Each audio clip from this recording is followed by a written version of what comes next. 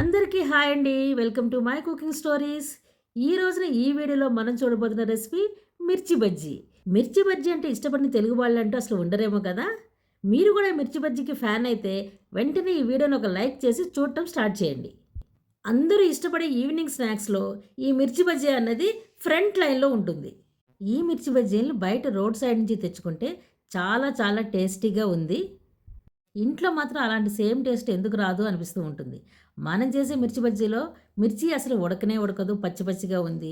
Same taste అయితే రాలేదు అనిపిస్తుంది. ఇప్పుడు మనం బండి మీద దొరికే ఆ మిర్చి బజ్జీ సేమ్ టేస్ట్ ఇంట్లోనే ఏ విధంగా చేయాలి అనేది ఈ వీడియోలో చూడబోతున్నాము. ఇప్పుడు నేను మీకు 3 రకాలుగా ఈ మిర్చి బజ్జీని ఏ విధంగా చేయాలి అనేది చూపించబోతున్నాను. అందులో మొదటిది ఇలా ఇన్సైడ్ స్టఫ్ చేసుకున్నటువంటి బజ్జీ.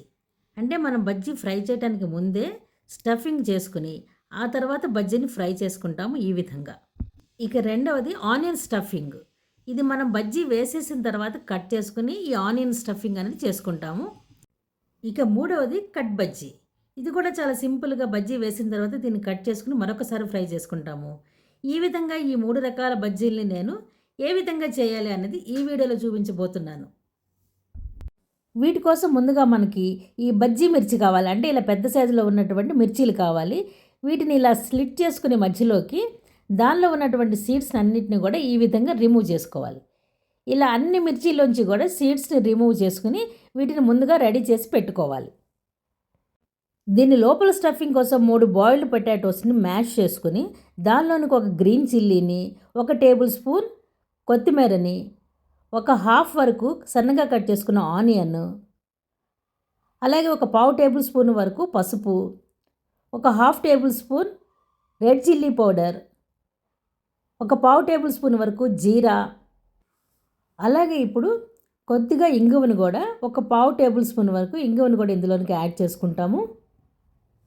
ఒక పావు టేబుల్ స్పూన్ వరకు ఆమ్చూర్ పౌడర్, చివరిగా తగినంత సాల్ట్ని కూడా వేసుకుని దీనంతటిని కూడా ఇప్పుడు మనం మిక్స్ చేసుకుని ఈ స్టఫింగ్ అనే దాన్ని మనం సిద్ధం చేసుకుంటాము. ఈ విధంగా రెడీ చేసుకున్న ఈ స్టఫింగ్ని ఇప్పుడు మనం ఒక్కొక్క చిల్లీలోనికి ఈ విధంగా కొద్ది కొద్దిగా తీసుకుని ఫిల్ చేసుకుంటాము. ఈ విధంగా పూర్తిగా చిల్లీ అంతా పట్టేలాగా ఫిల్ చేసుకుని అన్ని చిల్లీలోనికి ఈ విధంగా స్టఫింగ్ అనేది మనం ఫిల్ చేసుకుని రెడీ చేసుకుంటాము. ఇప్పుడు బజ్జీ బ్యాటర్ కోసం మనం 2 కప్స్ శనగపిండిలోనికి 1 tablespoon rice flour, 1 tablespoon red chilli powder, ఒక హాఫ్ టేబుల్ స్పూన్ వరకు వాము,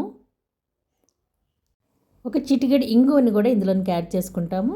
తర్వాత దీనిలోనికి తగినంత సాల్ట్ని కూడా యాడ్ చేసుకుని ఇప్పుడు దీని అంతటిని కూడా మిక్స్ చేసుకుని గ్రాడ్యువల్గా ఇందులోనికి కొద్ది కొద్దిగా వాటర్ అన్నదాన్ని యాడ్ చేసుకుని ఈ విధంగా దీన్ని మిక్స్ చేసుకుంటాము. ఇలా మిక్స్ చేసుకుని దీని కన్సిస్టెన్సీ అనేది ఈ విధంగా ఉండాలి.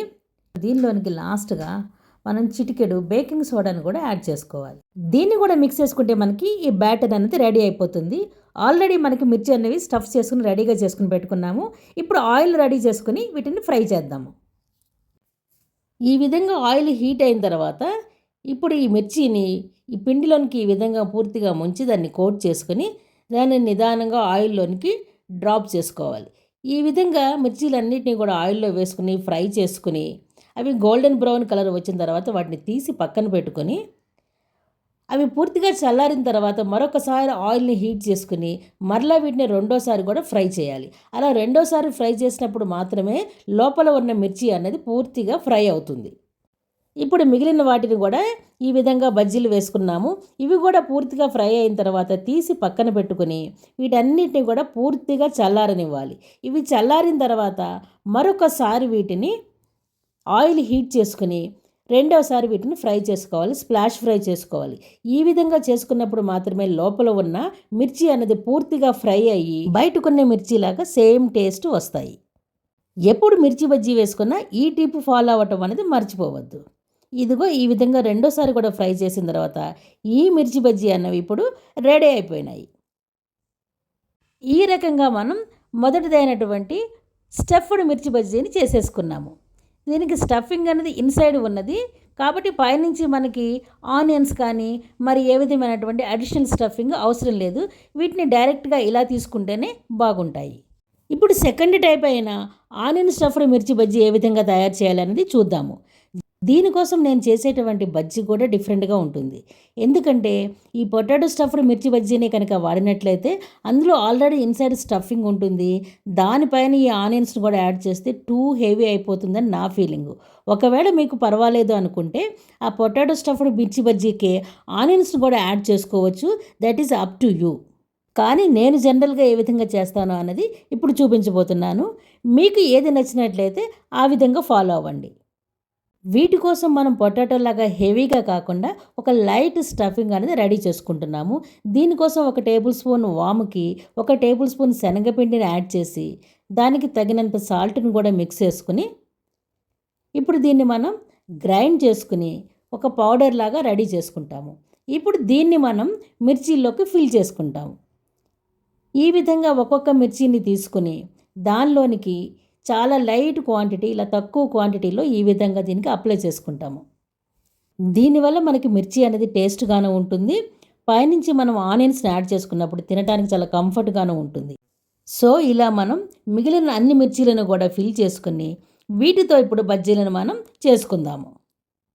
ఇప్పుడు ఈ విధంగా ఒక్కొక్క మిర్చిని తీసుకుని మనం ఈ బ్యాటర్లో డిప్ చేసుకుని ఆయిల్లోనికి వేసుకుని ఈ విధంగా ఫ్రై చేసుకుంటాము. ఇలా అన్ని మిర్చీలను కూడా మనం బజ్జీలుగా వేసుకుని వీటన్నిటిని కూడా బాగా ఫ్రై చేసుకుని ఇవి గోల్డెన్ బ్రౌన్ కలర్ వచ్చిన తర్వాత వీటిని తీసి పక్కన పెట్టుకుని ఇవి చల్లారిన తర్వాత మరొకసారి వీటిని ఫ్రై చేసుకుంటే ఇవి కూడా రెడీ అయిపోతాయి.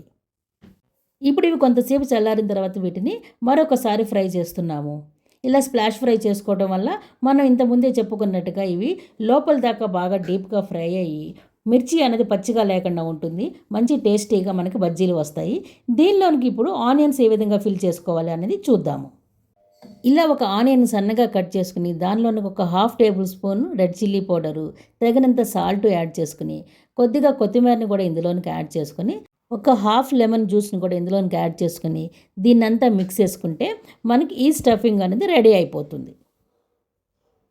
ఇలా ఒక బజ్జీని తీసుకుని దాన్ని మధ్యలోనికి ఈ విధంగా కట్ చేసుకుని ఇలా ఓపెన్ చేసుకుని దీనిలోనికి ఇప్పుడు ఆనియన్స్ని ఫిల్ చేసుకుంటాము.